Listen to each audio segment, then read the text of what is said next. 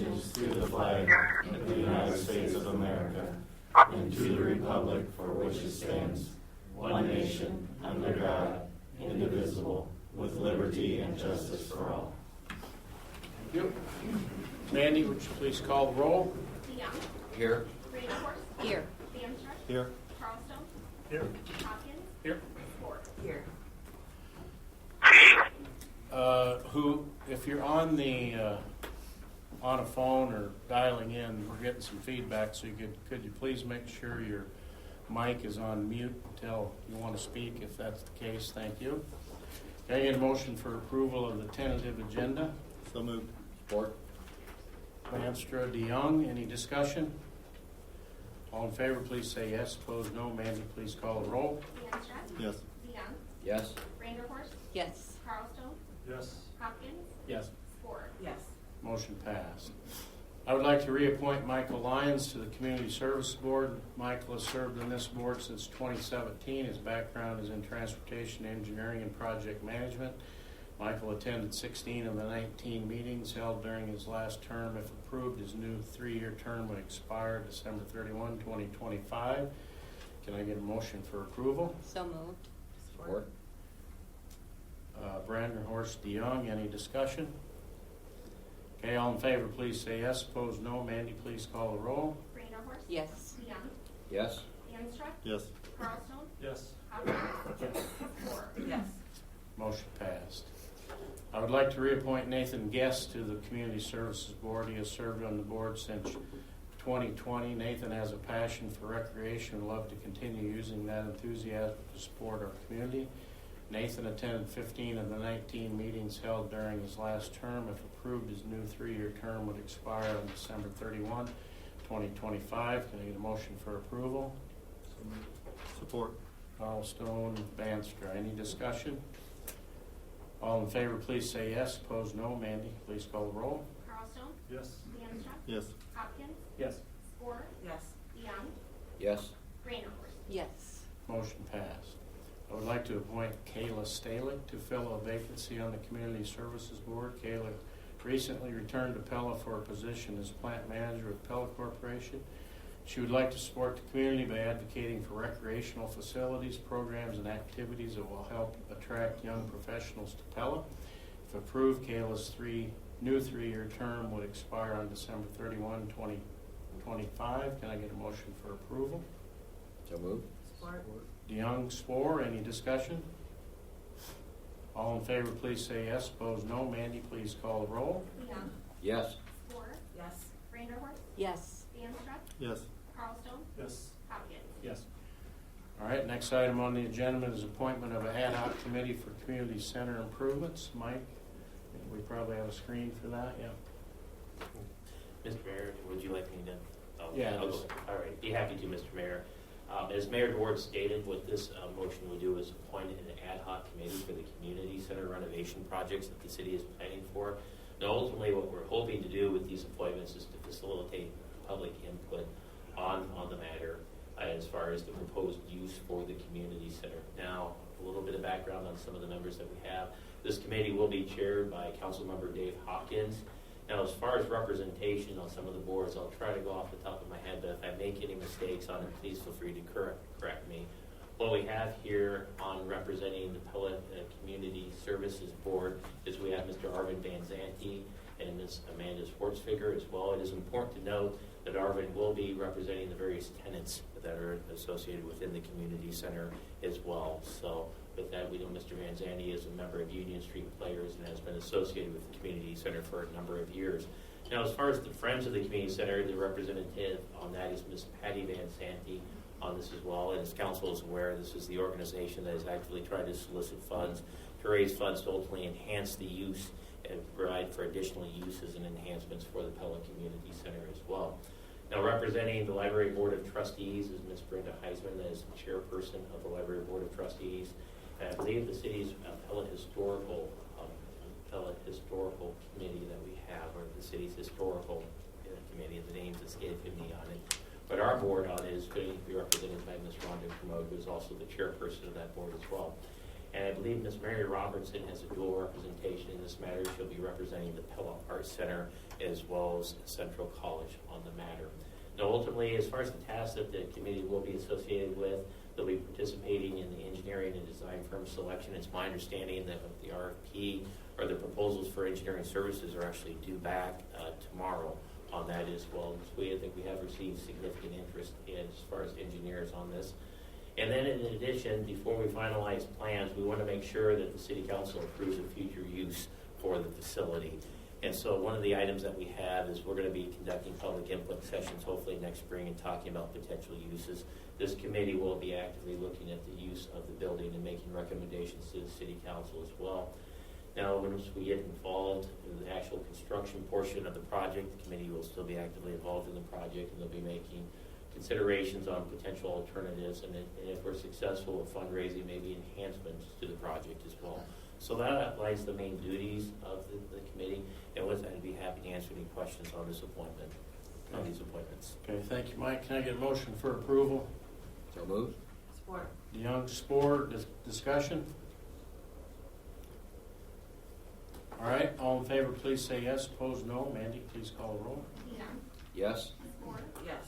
Vanderhorst. Yes. Armstrong. Yes. Carlstone. Yes. Hopkins. Yes. Motion passed.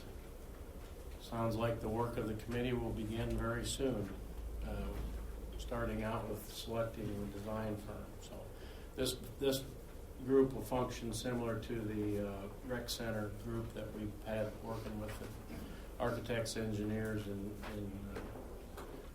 not necessarily designing, but coming up with uses and how we can best use them in this facility. So, all right, at this time, we have time for a public forum, so anyone wishing to address the council regarding any agenda item, please step forward to the microphone, state your name and address, and try to limit your comments to 3 minutes. Sometimes I watch the clock. So. And sometimes you don't. Oh, I'm Patty Van Sandy. I live at 1117 Big Rock Park Road. I am president of the Friends of the Pella Community Center. And I want to thank the mayor and Mike Nardini and the board for moving forward with improvements on the existing commitment to the community center. I also want to thank Bruce, who's here. Hi, Bruce. And Lynn in particular, because they've been on the board and been pushing the community center for years. I particularly like the mayor and Mike we've been trying to get a commitment to this building and to get it improved as a treasure from our past and a resource for our future for a minimum of 13 years and probably more like 25. And so I want to thank you very much for this, and that's what I got. Okay, anyone else? All right, we'll move on. I would like to start a little bit of a tradition, pray for our city, and pray for the wisdom, be thankful for our community. So my friend Weston here, Weston Rutherford, would like to do that for us tonight. Okay. Good evening. I'm Weston Rutherford, and I live at 900 Independence Street here in Pella, Iowa. I'd like to lead you guys in some prayer. Get bow your heads. Holy Spirit, we come to you this evening, and we ask you to fill this room with your presence. We ask that you give the council and the people wisdom for the agenda tonight, and that our ears hear and our eyes see what is best for the city. We also ask for your blessings over us and the city of Pella. In Jesus' name we pray. Amen. Thank you. Anything else? All right, we'll move on. Can I get a motion for approval of the consent agenda? So moved. Support. Banster, Spore, any discussion? Okay, all in favor, please say yes. Opposed, no. Mandy, please call the roll. Armstrong. Yes. Ford. Yes. DeYoung. Yes. Vanderhorst. Yes. Carlstone. Yes. Hopkins. Yes. Motion passed. Okay, moving on, public hearing on the matter of the adoption of plan specifications, form of contract, and estimate of cost for the construction of the Boston London Conference Center repairs. Mike? Yes, Mr. Mayor, I'd be happy to explain this item for those watching or in attendance and those watching at home on Pella TV, also known as Pella Vision. I'd like to direct everyone's attention to the big board on this as well. And as Mayor DeWart stated, what these resolutions are related to is the proposed renovations at the Boston Conference Center. And really, it's a restoration project, and as council is well aware, this project is necessary due to extensive water damage that resulted from a frozen water pipe in 2020. That water pipe to me exploded and led to extensive damage at the conference center. Now, very important as we consider the project this evening, it's very important to understand the city's insurance coverage that we have on the building. Now, in summary, we do have written confirmation from the insurance carrier, the city's insurance carrier on the matter, but ultimately, anything that was associated with the damage or the water damage from the 2020 frozen water pipe and that suffered damage is eligible for insurance coverage reimbursement. Now, the insurance company has reviewed tonight's bids, and what they've stated in our summary of loss is that the base bid that we have this evening, the lowest responsible bidder on this, is up to $1,010,000. That's what the insurance coverage is determining their base coverage amount on. The City Council is free to select any contractor that bid on the project. The insurance coverage as it applies to the construction cost for the renovation. That's the policy limits here.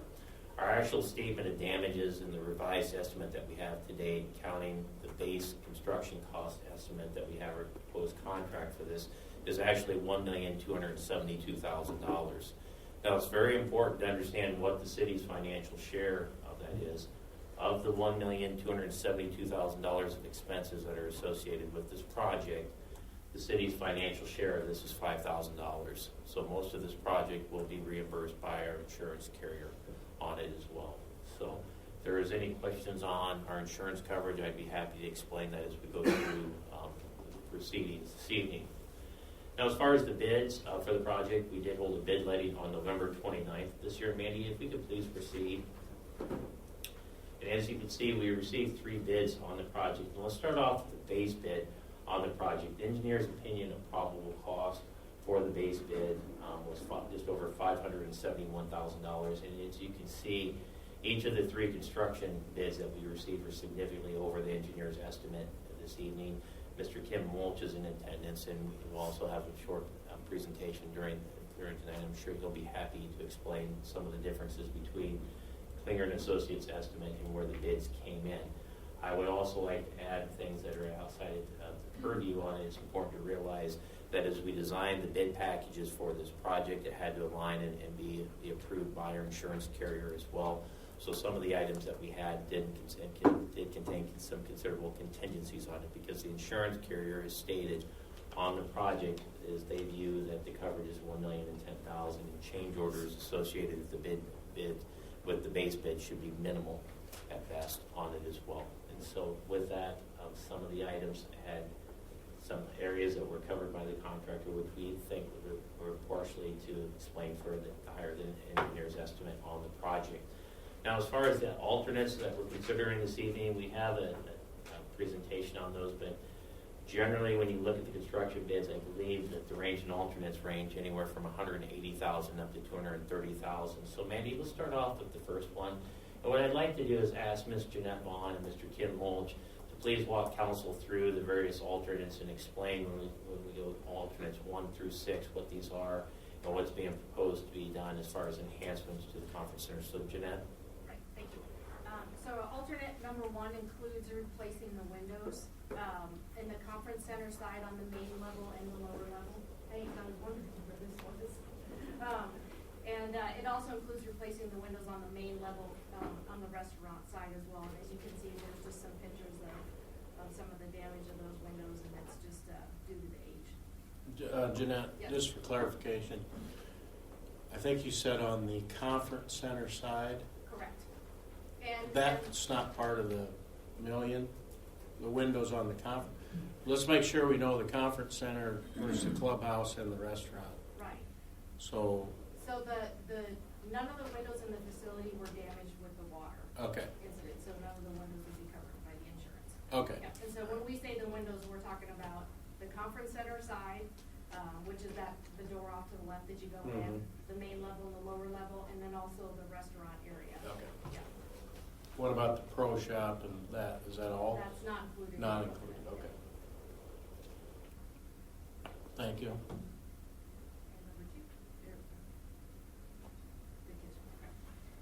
And then in the kitchen area, there's a damaged flooring, floor tiles that are coming out and cracked. There's also some damage to the ceiling and the wall coverings, and you can see some of the discoloration. And then I believe on the next one, there's also some of the drywall that's coming down off the ceiling. So these are just, again, additional improvements. If we have a contractor on site, it's some work that would benefit us to have done at the same time. We do have an alternate on the main level of the conference center. There's a small storage area that we'd like to convert to a family restroom, just for we begin having events back. I think that would be a nice feature. Alternate number 4 is the addition of a counter and bar area. If you've been in the Boss Line and Conference Center, if you go in the Conference Center and then you go down a flight of stairs and you're on kind of a middle level, a half floor, so to speak, and then you go down into the full basement. So on that, kind of that mid-level, we thought it'd be nice to have a counter and a kind of a bar seating area just to help out with events. And alternate number 5 is to replace some of the broken tiles that are in kind of the pro shop main entrance and then right behind the bar. Again, just some wear and tear on the facility. And then the last alternate is to repair eaves on the northeast side of the building. There's some soffit that's exposed and rotten. Okay, anybody have questions for Jeanette about any of those? What is our endpoint? Is it to get to white box to be rentable, or it sounds like some of these could be easily tenant improvers or improvements as well? I'm just curious what our endpoint is. I'll take a stab at this. Jeanette, feel free to chime in case I miss any details. Well, what this project was designed was to restore the building back to its original condition I'd say, incident that occurred in 2020, and also to bring the facility up to code with it. So when you look at the base budget, this really addresses the items that were damaged as part of the 2020 frozen water main, frozen water pipe issue, and then also brings the building up to current building codes. And that's what's eligible for the insurance coverage. And so that covers the lion's share of the proposed project. The alternates are items that we feel would likely need to be done at a future point in time, and that the City Council may wish to consider on some of these items, doing them while we're doing the construction project, just to take advantage of having a contractor on site and to address items that will likely need to be replaced in the near future at the facility. And so to answer the question is what we're just simply trying to do is to restore the facility back to its original condition pre-incident in 2020, and also bring it up to building codes that's been largely driven by the insurance coverage to date. So what did you have particularly in mind when I look at that list of things? I mean, basically adding a counter sink area could be something that a tenant would want, but otherwise everything else is just kind of fixing what's not, the windows and the ceiling and the tile and all of that. To get it to a those space. Those weren't damaged in the water. Those are just right. from disuse or misuse or right. no use. Yeah. I didn't know if there was something in particular you were thinking was. Well, yeah, the 36.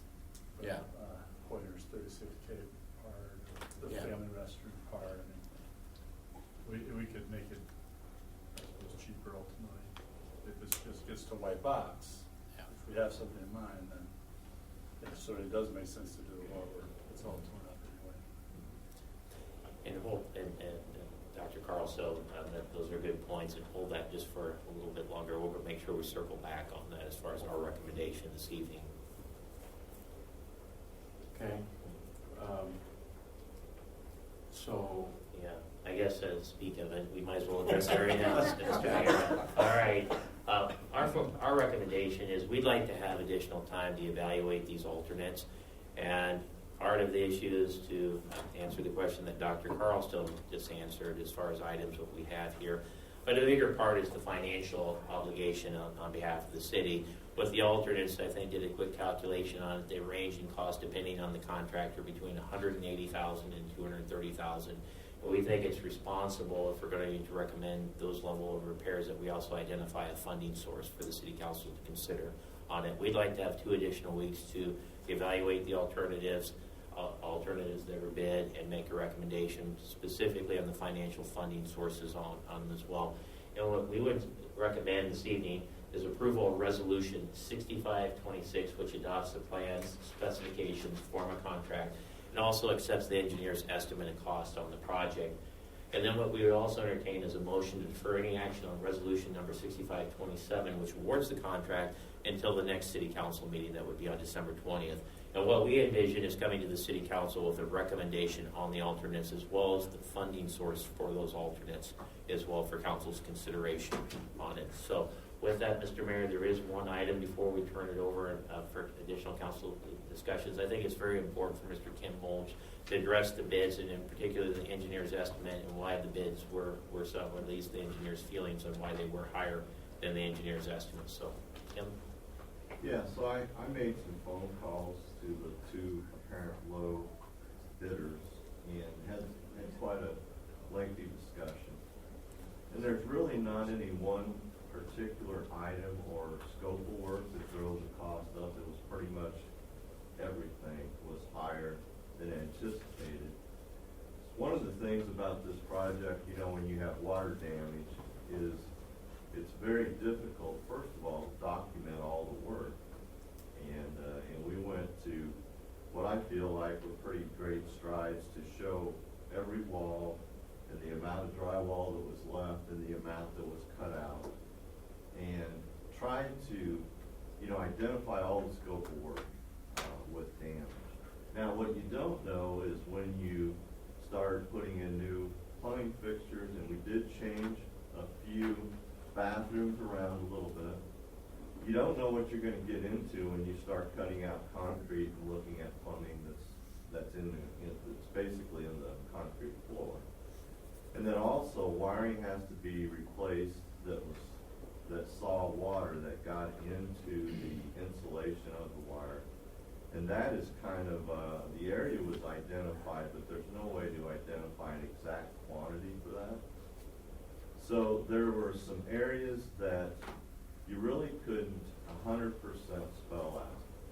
And so the fact that I heard from one contractor say, well, it's kind of a messy, difficult project because it is damaged and you are going in there and you're not sure what you're going to find. And everyone knows that no one likes to have change orders. So with a project like this, you would think, oh man, there's a lot of opportunity for change orders. So both contractors assured me that they looked at that and made sure that their bids included anything that they think that might come up or additional work. They even had discussions with, the main floor. Do we try to patch that lightweight gypsum that's really cracked and fractured, or do we just do an overlay? How far do we go with FRP replacement in the kitchen? Is it easier to tear out drywall than try to basically patch in new drywall? So there's a lot of things that come up with how a contractor looks at a project. So I feel like our numbers were just low because of basically the current bidding climate and construction. And I was told by one contractor that they have a lot of trouble with estimates right now. And subcontractors are still busy, which that's driving up costs. Lack of labor force and the amount they have to pay in labor now, everything's at kind of an all-time high right now. And it's hard to keep track of all that. And then when it's going on in the existing building with damage, it just keeps adding up because you've got to allow for unknowns that you may run into. So with all those, if this would have been a couple years ago, it would have been a lot less costly, but we're not in a real good climate right now for this type of work. A lot of times on infrastructure or street projects, things like that, those maybe are a little more what you would expect, but something like this, you really don't know what you're gonna get into. So we took our best stab at it, and as you can see, you know, what we thought for cost, were low. The good thing here that you see, you always wanna look at how the bids came in, and especially the base bid. So if you look at the spread between the three contractors, what that tells us is that all three contractors looked at this project the same with the documents, the specifications that they had. They all saw it the same. I think when I looked at it, it's within 4% from top to bottom. So that tells me these are good bids in this current construction climate. It just happens to be higher than what we had anticipated. Okay, thank you, Kim. All right. Any more to the presentation? No, sir. All right. Mandy, we have any written comments? No written comments. Council, anything, comments? I'm just wondering, in regards to additional time to make recommendations. So the insurance is obligated to pay that amount. Could we reallocate how that dollar amount is spent in, like, if we moved a wall or did this or that? I don't have anything in particular. Like, if we said, okay, we don't want to put it back exactly the way it was, we want to take a wall out or move a wall or whatever, does it simply just have to be? This is my understanding of it. What the insurance is stated, they've looked at the bids, they've given us our loss statement on it, and they've based everything off the base budget, and their insurance coverage is $1,010,000. If the city council chooses to add alternates above and beyond, that is the city of Pella's responsibility. They've also told me on this, any type of change orders will be closely scrutinized and may not be eligible for insurance coverage because they view that this should be the contractor's responsibility on it. So it's likely that if we change designs and do something different, that it could likely be a City of Pella cost on it, is my understanding. So I hope, Councilmember Hawkins, I hope I answered your question. I think we have some liberty through future change orders. They just may not be eligible for reimbursement by the insurance carrier. So I'm not talking about change orders. Well, I guess in the sense of change orders actually changing the scope of work. But, like, I'm going to use an extreme example. Let's say that we decided we wanted to paint the inside and the outside in type, and it was going to cost $1.1 million. That's how we chose to spend our money. Would that be an option? Obviously, that's extreme on that end. But what I'm trying to get at is, do we have liberty to allocate those dollars? Yeah. How we would, so long as it's to the betterment of the conference center. I think that's a very good question, and rather than giving an off-the-cuff answer, it's something that I'd want to make sure we had the insurance carrier. For instance, if we chose to go with a project on it this evening and said, well, we're not going to go through with the renovation project, there is some depreciation to date with the insurance carrier that they're withholding until the city council approves a construction contract. That's about $500,000 in cost. I have not asked the insurance carrier what happens if the city council does not go through with the renovation. But I'd be happy to get that answer and report back on the 20th with an answer to your question then. Yeah.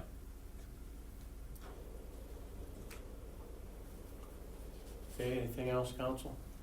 I'd like to say if we are going to go ahead with, whatever, I'd like to go ahead with, I'd like to consider what it looks like for just as the base bid. We've got 3 contractors there, one of them's local. It'd be something I'd want to at least take into consideration on a base bid level.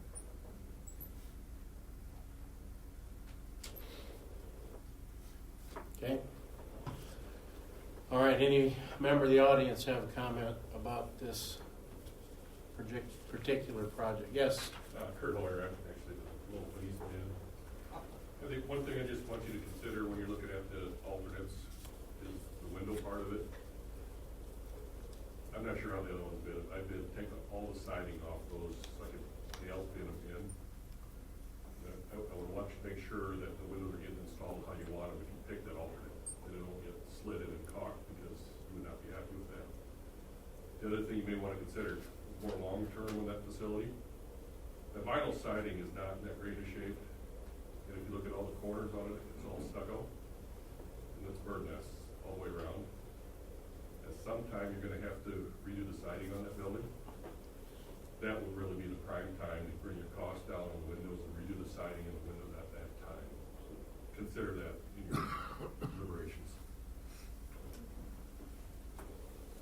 Okay, so, okay, now something else you can work on in the next 2 weeks? Sounds like it makes sense, so. Okay, anybody else? All right, then I'll entertain a motion to close the public hearing. So moved. Support. DeYoung, Branderhorst, any discussion? All in favor, please say yes. Opposed, no. Mandy, please call the roll. DeYoung, Yes. Vanderhorst, Yes. Stanza, Yes. Carlstone, Yes. Hopkins, Yes. Spore. Yes. Motion passed. Okay, moving on to resolution number 6526, entitled Resolution Adopting Plan Specifications, Form of Contract, and Estimate of Cost for the Boss London Conference Center repairs. Can I get a motion for approval? So moved. Support. Banstra, Spore, any discussion? Okay, all in favor, please say yes. Opposed, no. Mandy, please call the roll. Vanstra, Yes. Spore, Yes. DeYoung, Yes. Vanderhorst, Yes. Carlstone, Yes. Hopkins. Yes. Motion passed. Moving on to resolution number 6527, entitled Resolution Making Award of Construction Contract for the Boss London Conference Center repairs. Do I have a motion to defer action on this resolution to the City Council meeting on December 20, 2022? So moved. Hopkins, DeYoung, any discussion? Okay, all in favor, please say yes. Opposed, no. Mandy, please call the roll. Hopkins, Yes. DeYoung, Yes. Vanderhorst, Yes. Vanstra, Yes. Carlstone, Yes. Spore. Yes. Motion passed. Okay, moving on, approve filing of citation with the district court for 813.5 Washington Street. This item was tabled at our October 18 council meeting. Mike, I think you might have an update for us. Yes, sir. And specifically, as Mayor Ward stated, a little bit of background on this. As council is aware, the structure located at 813.5 Washington Street was damaged beyond repair in January of this year. On October 18th of this year, council tabled a motion, the citation that we're considering this evening to allow the property owner additional time to bring the property into compliance. So specifically, we wanted to see a successful demolition on the site and removal of the building, the remnants of the building. Now, it is important to know the local contractor has nearly completed the job. We do have a picture of the site on the big board as well. And what our recommendation this evening is to simply remove this item for the table and make no motions on it, and the motion would let die for lack of support on it. So we believe that for all intents and purposes, the demolition is complete. There's a few items we still need to do at the staff level, but we believe that the property owner has made good intent on removal of the building and is in compliance with city code. Okay, thank you, Mike. So do I have a motion to remove this item from the table? So moved. Support. DeYoung, Carlstone, any discussion? Okay, all in favor, please say yes. Opposed, no. Mandy, please call the roll. DeYoung, Yes. Carlstone, Yes. Hopkins, Yes. Spore, Yes. Vanderhorst, Yes. Vanstra. Yes. Motion passed. So the item has been removed from the table. Staff is recommending that there are no other motions made, the item will die due to lack of a motion. Will be removed from future agendas, and no citation will be filed with the district court for this property unless somebody wants to make a motion. Otherwise, it's off the table and done with. Okay? All right, let's move along. Resolution number 6528, entitled Resolution Approving Change Order Number 1, Final Quantity Adjustment and Miscellaneous Items and Accepting the Public Improvements for the Boss London Drive Reconstruction Project. Mike? Yes, Mr. Mayor, I'd be happy to explain this item. As Mayor Ward stated, the resolution we're considering this evening would approve change order number 1, which I'd like to mention is a final quantities adjustment, and also accepts the Boss London Drive public improvements. Now, we do have a picture up on the big board of the newly reconstructed street as well. Just a little bit of background on this. Council approved a contract with Blommer's Construction for this project on March 15. It involved reconstruction of approximately 1,300 linear feet of Boss Honda Drive. Mandy, let's go ahead, please, with the contract summary. Now, as we stated, it's never popular with change orders, but in this case, when we talk about a final quantities adjustment, what we're simply doing is reconciling the contractor's estimated materials that they had estimated for the project versus what was actually placed in the ground. In this particular case, we have a deduction that's being proposed this evening due to the final quantities adjustment of $850. If council were to approve this resolution, that would leave us with the final contract amount of $533,817.50. It is important to note the engineer on the project was Gardner and Associates. They believe the project has been completed in accordance with the City Council approved plans and specifications, and they are recommending acceptance of this evening. And that is also the staff recommendation. So with that, Mr. Mayor, I'm more than happy to answer any questions the mayor or council may have on this item. All right, thank you, Mike. Can I get a motion for approval? So moved. Support. DeYoung, Hopkins, any discussion? Looks very nice. It's well done, the repairs. All in favor, please say yes. Opposed, no. Mandy, please call the roll. DeYoung, Yes. Hopkins, Yes. Spore, Yes. Vanderhorst, Yes. Amstrup, Yes. Carlstone. Yes. Motion passed. Moving on, resolution number 6529, entitled Resolution Approving Change Order Number 1, Final Quantity Adjustment and Miscellaneous Items and Accepting the Public Improvements for the University and 8th Street Improvements. Mike? Yes, Mr. Mayor. Once again, very similar resolution to what we had previously for Boss Honda Drive. This is the section of University Street between, I believe, East 8th Street and Farmer Street. We do have a picture of the newly reconstructed street up on the big board as well, and we believe the project went very well from the city standpoint. A little bit of background on this project involved the reconstruction of University Street, and council actually approved the contract with Blommer's Construction for this project on April 5th. We do have a description of what was installed as far as the public improvements for this project as well up on the big board. Mandy, let's go ahead, please. Very similar change order this evening. What we're talking about is final quantities adjustments. So this is simply just a reconciliation between what the contractor did for quantities and what was actually placed in the ground. In this particular case, we do have a change order that increases the contract amount by just over $3,900. If the City Council were to approve this resolution this evening, we'd be left with a final adjusted contract amount of $990,326.10. The engineer for the project was Gardner and Associates. They believe the project was completed in accordance with council-approved plans and specifications, and they are recommending approval this evening. That is also the staff recommendation on this as well. And with that, Mr. Mayor, I'd be more than happy to answer any questions the mayor or council may have on this item. All right, thank you, Mike. Can I get a motion for approval? So moved. Support. Vanderhorst, DeYoung, any discussion? All in favor, please say yes. Opposed, no. Mandy, please call the roll. Vanderhorst, Yes. DeYoung, Yes. Amstrup, Yes. Carlstone, Yes. Hopkins, Yes. Spore. Yes. Motion passed.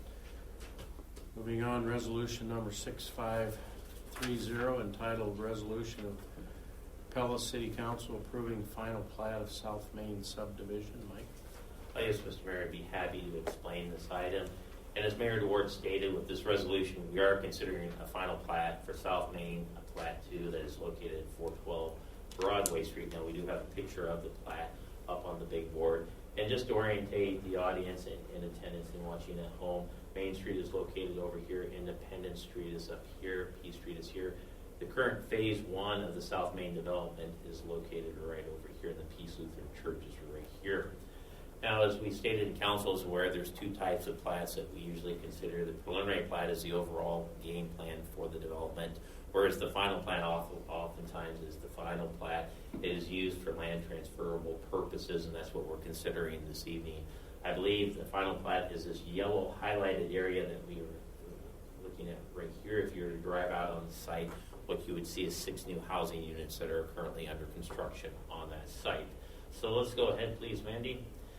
Final plat that we are considering this evening, and we do have a picture of the constructed units or units that are being constructed on the site, basically subdivides one parcel into 6 buildable lots that we are considering. I know the final plat that we have up here is a little busy, but there are 6 lots that we are considering this evening. So let's go ahead, please, Mandy. Now, as far as the city council's review of the items, we need to make sure that the final plat is consistent with the preliminary plat that was approved by the city council. We believe it is. And we also need to make sure that the final plat conforms to the minimum requirements of both the city's zoning ordinance as well as our subdivision ordinance. We believe that is the case as well. And in addition, we also need to make sure that it conforms with the city's comprehensive plan, which is the staff's recommendation. We believe it conforms with the city's comprehensive plan. Now, as far as all the legal documents that we are considering as part of this resolution, they have been received and approved by the city attorney. Now, based on these findings, staff is recommending approval of the final plat as presented this evening.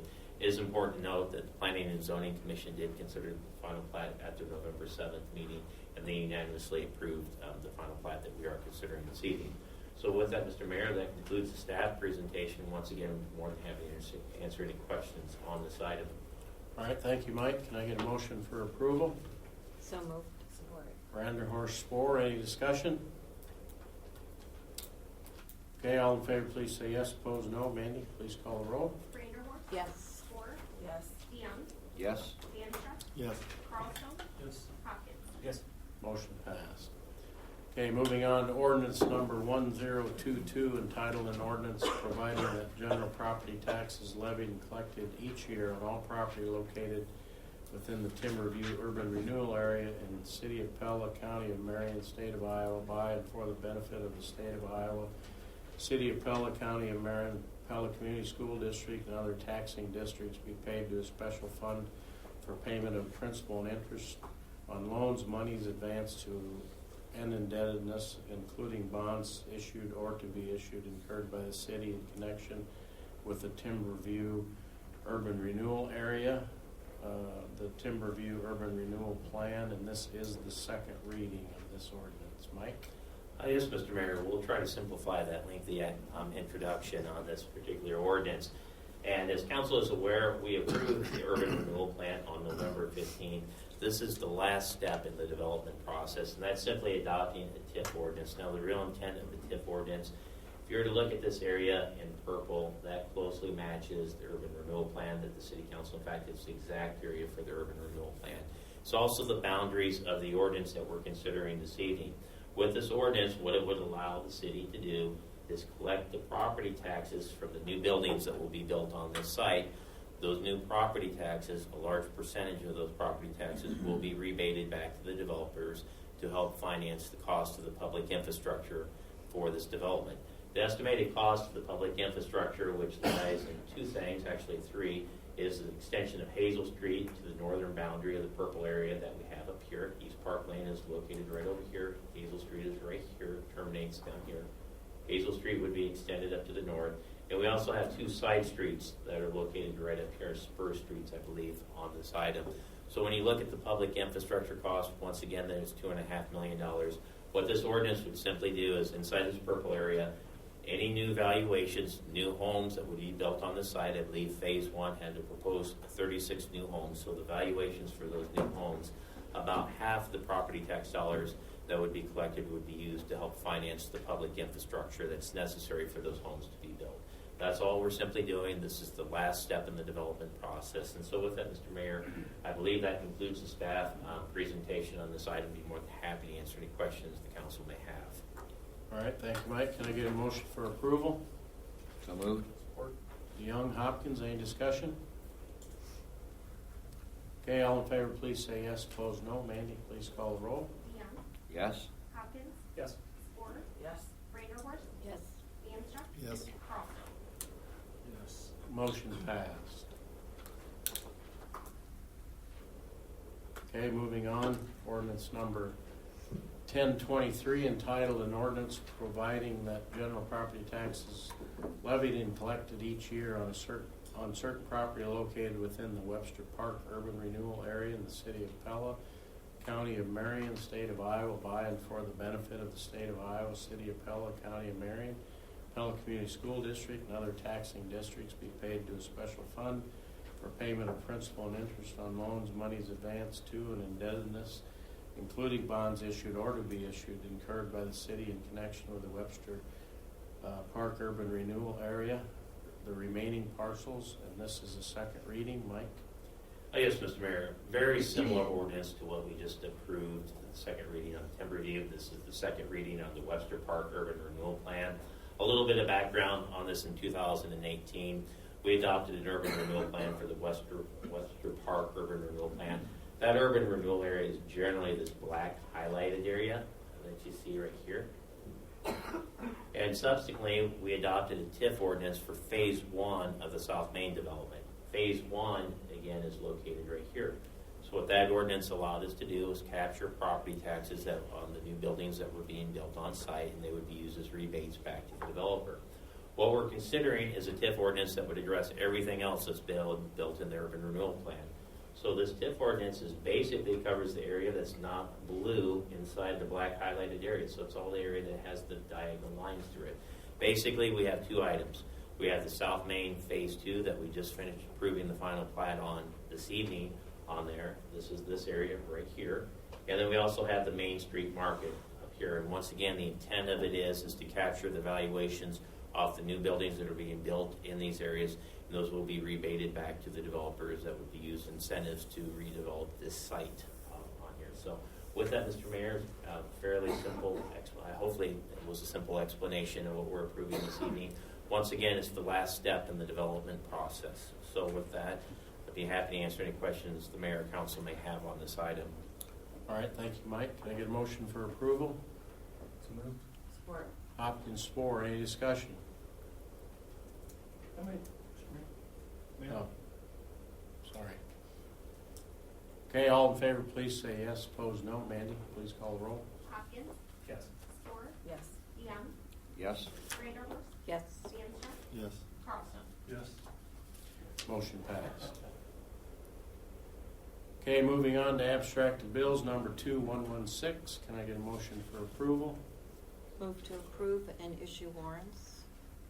Support. Vanderhorst, DeYoung, any discussion or questions? Yep. Okay, all in favor, please say yes. Opposed, no. Mandy, please call the roll. Vanderhorst, Yes. DeYoung, Yes. Stanser, Yes. Carlson, Yes. Hopkins, Yes. Spore. Yes. Motion passed. Okay, council, do you have any other business you'd like to address this evening? Okay, any members of the public have any other business that needs to be addressed this evening? If so, please step forward to the microphone, state your name and address, and please limit your comments to 3 minutes.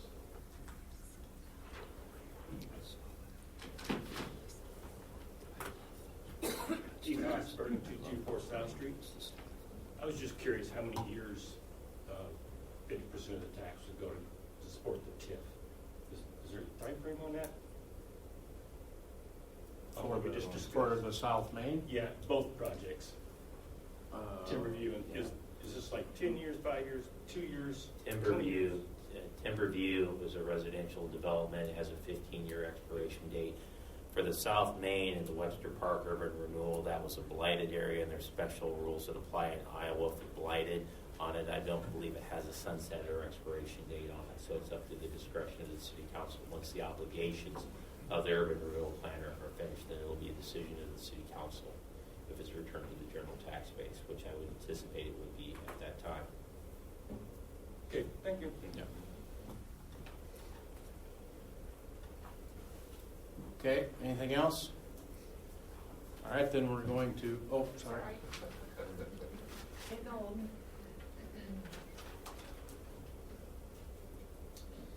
Anita Fisher, 1546 Pleasant Drive. So I would like to respond to a letter the Pella citizens recently received, and it's the leadership letter written by Councilman Banstra. And for those of you that haven't read it, if you didn't get a chance, I'd like to give you a little bit of what he actually said. The letter begins, given this time of year, with the holiday spirit abounding, this newsletter often has a quote-unquote warm, fuzzy theme. However, why forego an opportunity to talk about something interesting, property taxes? The recent local option sales and service tax ballot issue created considerable discussion about the phrase property tax relief. While this ballot language is required by state law, it is not specifically defined, resulting in many interpretations, some being completely inaccurate. Are you able to hear me? I kind of hear it. Yeah. Okay. He goes on.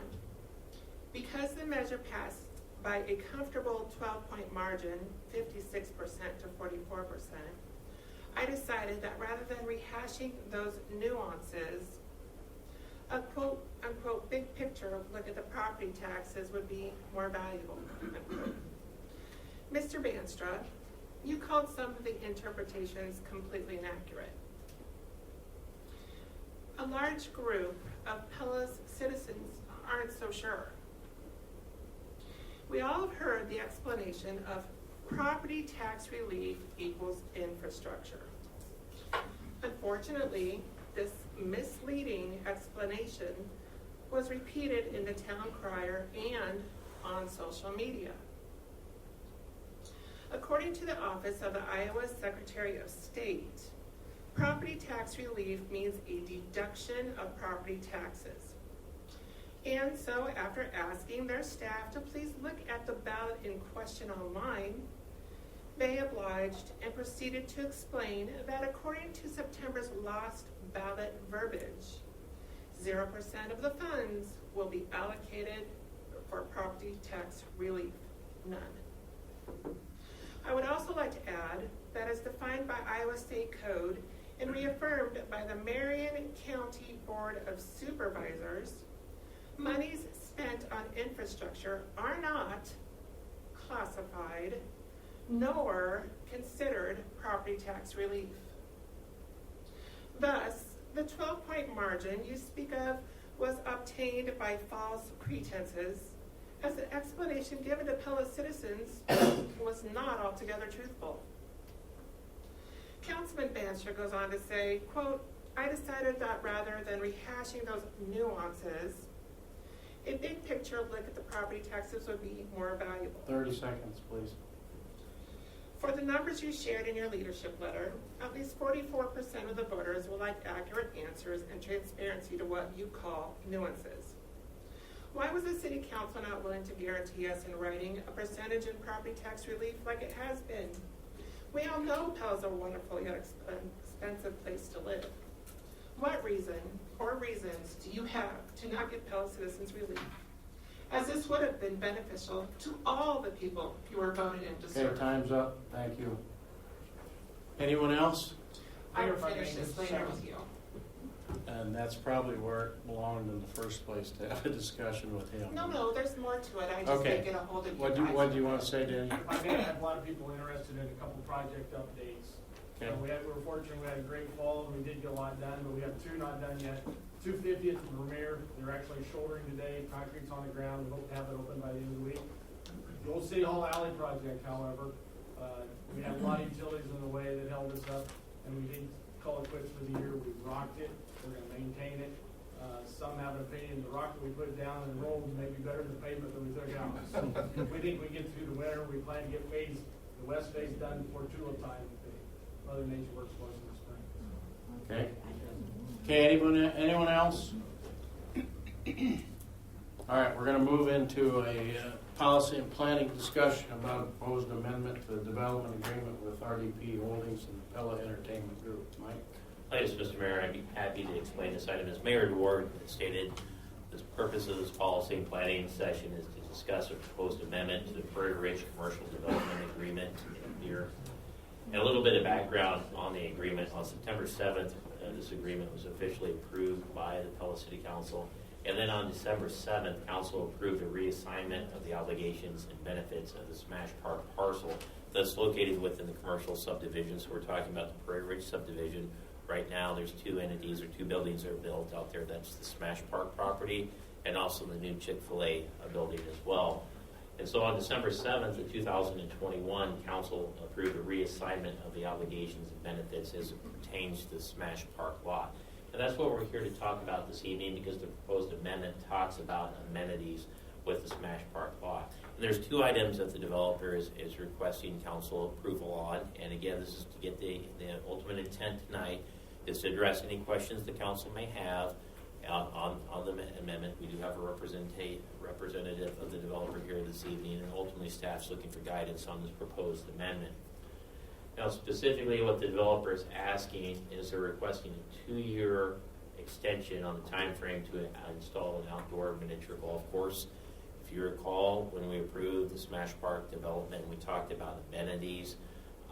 We believe most of the amenities within the development agreement were constructed. There are 2 items that are still outstanding. One of them is the miniature golf course. And the second item is there is also mention of sand volleyball courts, but the original development agreement also gives the developer some latitude and flexibility, saying or comparable amenities.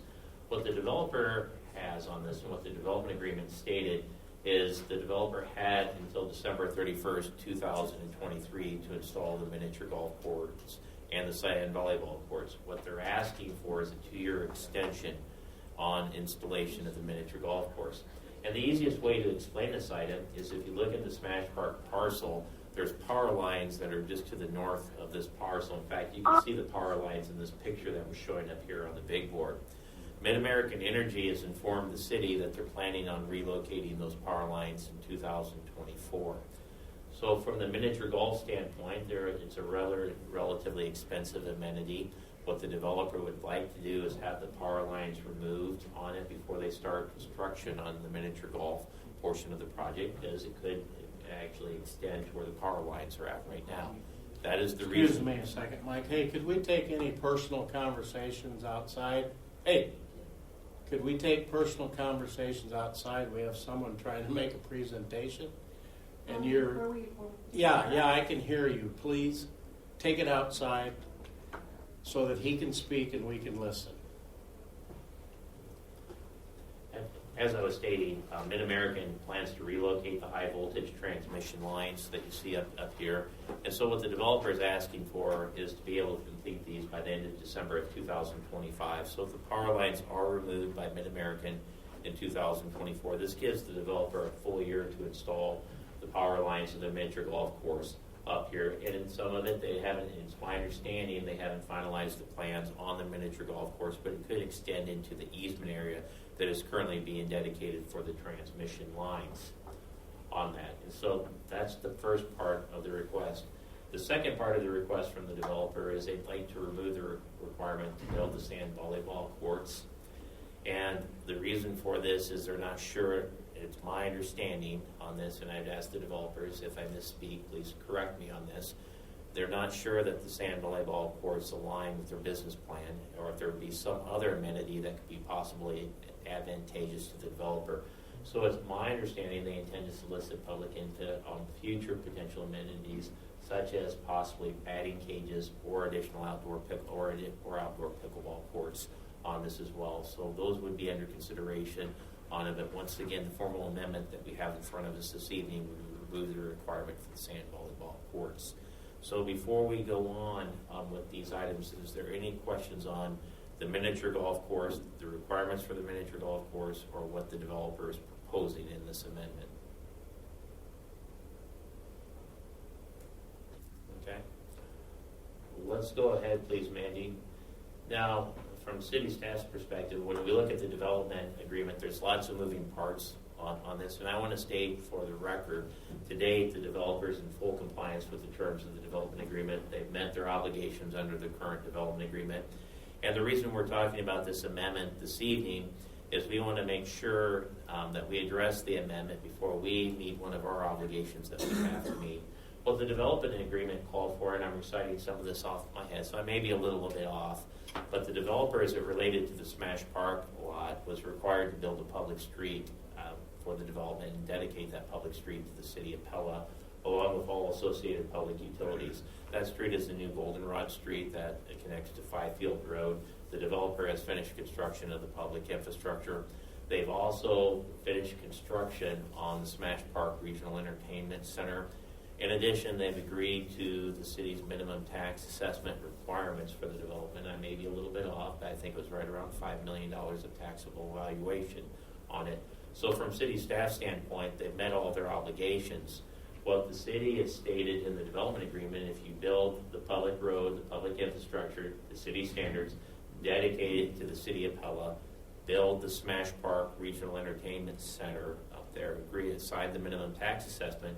What the development agreement says is 150 days after the final certificate of occupancy has been issued for the Smash Park Regional Entertainment Center, we'll issue our incentive payment to the developer. And that was a check of $1.5 million. That check was on tonight's abstract. We want to make sure before we issue the payment to the developer that council addresses this potential amendment on it.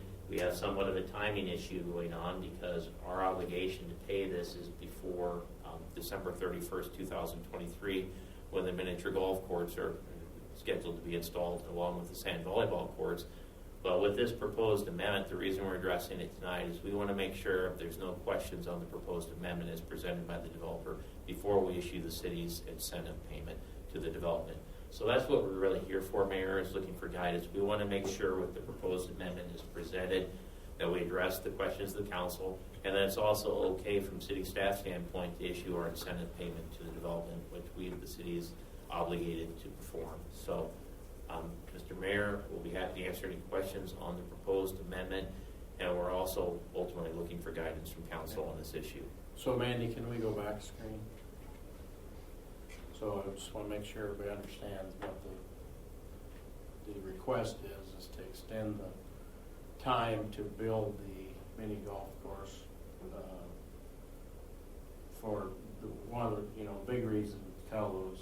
Right now, I think the design had it going underneath those wires, and so to wait until those power lines are out of there, obviously, makes quite a bit of sense. And then maybe there will be a difference in the sand volleyballs could be replaced with something else. I think the keys for us are the minimum assessment agreement kicks in now.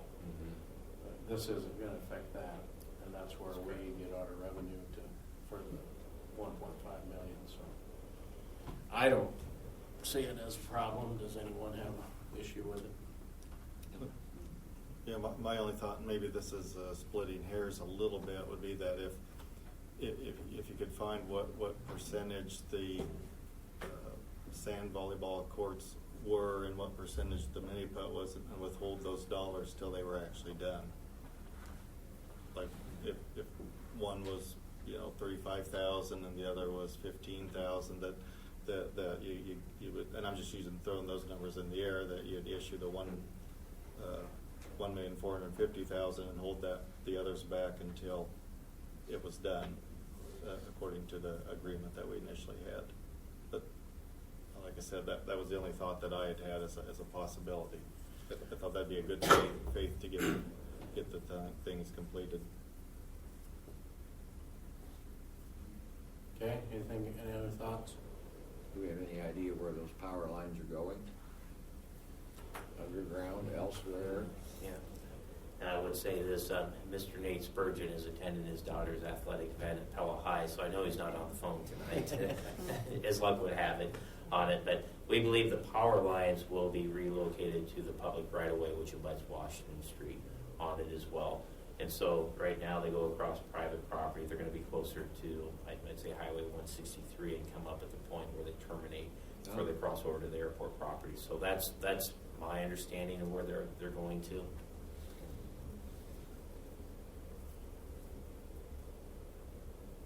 Okay. So they're not going underneath where the putt course would go. They're going a different place. We believe so, yes. It would be off of this site anyway. And the whole line that goes through the housing development, everything won't be gone. Be nice. Okay.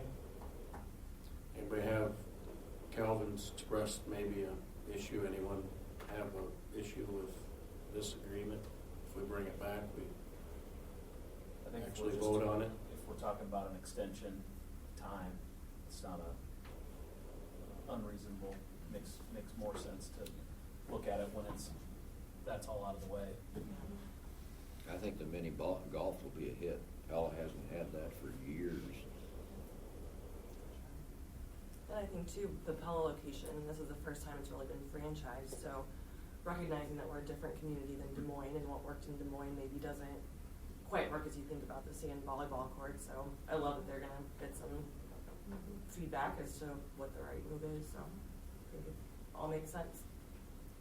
I was really not shocked, but an interesting fact came across that there's a shortage of batting cages, and that people are literally driving to Des Moines to use batting cages. So I do really like this about face or this change in plan. I think it's something that we absolutely need in our community. So thank you for thinking outside the box on that one. Hey, that was kind of a fun thing. Usually my husband comes up with those, so I'm kind of excited about it. Outside the batter's box. Yeah, exactly. Okay, I think. Did I just to make sure we address Councilmember Banstra's proposal? There's some misunderstandings on this. Should we allocate or withhold a portion of our $1.5 million until the miniature golf course is installed on it? I think was the suggestion on it. Just a little bit of information for it. I'm going off the top of my head, which is always dangerous. But the developer agreed on the building components to a $5 million minimum tax assessment. They had a partial valuation on January 1st, 2022, right around, I believe it's right around $1.4 million on it. We anticipate the January 1st, 2023 is going to be at least $5 million on the building on it as well. I'm not sure what the cost would be. I've heard, various quotes with the developer on the miniature golf course on what they have. And so from the standpoint, I'd like to know, do you want me to withhold or try to negotiate with the developer on this, or are we okay just with releasing the full payment? Just so I understand it, the $5 million minimum is whether there's ever a golf course or not. That is correct. Doesn't matter on it. The minimum tax assessment doesn't change. That's correct. And I just said that to make sure that the amenities do get provided, and I have no reason to think they wouldn't, but a carrot of cash always helps. Yeah. And maybe Jade would want to comment on that too. There is some options on this if the developer, if we approve the amendment, and I'm going off the top of my head again, which is always dangerous, and I'd say we'd want to seek the city attorney. But if there is a default and the developer does not live up to its intent or its their obligations under the development agreement, the city council has a variety of options on there. One of the items on there too is ultimately there'll be tax increment rebates back to the developer eventually in time. Council has discretion if the developer is in default of the agreement on it to withhold those. And so outside of the initial cash withholding, the city council has legal means under the development agreement to enforce the development agreement. The biggest one is on the tax increment rebates under the original development agreement on it. So the developer has, we believe, strong incentives to stay in conformance with this agreement. Yeah, because the 1.5 isn't the total package for the developer. There's rebates later. Even if that 1.5 is paid out, there's still a lever for Exactly. recourse. I agree with that. If the agreement doesn't, if they don't live up to the agreement, those future rebates council could have the ability to minimize those or reduce those. So. Okay. Consensus sounds all right? All right. Thank you, Mike. With that, I would entertain a motion to adjourn. So moved. Support. Young, Hopkins, all in favor, please say yes. Opposed, no. Mandy, please call the roll. Young, Yes. Hopkins, Yes. Ford, Yes. Vanderhorst, Yes. Danstruck, Yes. Carlstone. Yes. Motion passed. We are adjourned.